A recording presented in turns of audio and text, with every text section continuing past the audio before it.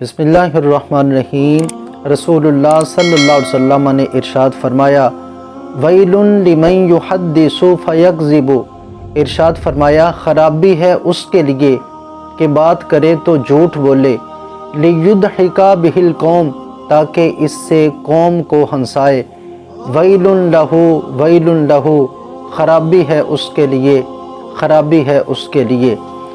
اس حدیث پاک میں رسول اللہ صلی اللہ علیہ وسلم نے ان لوگوں کے لیے ویل کا لفظ ارشاد فرمایا ہے جو دوسروں کو ہنسانے کے لیے جھوٹ بولتے ہیں، لہٰذا ایسے لوگوں کو اس حدیث پاک سے عبرت حاصل کرنی چاہیے۔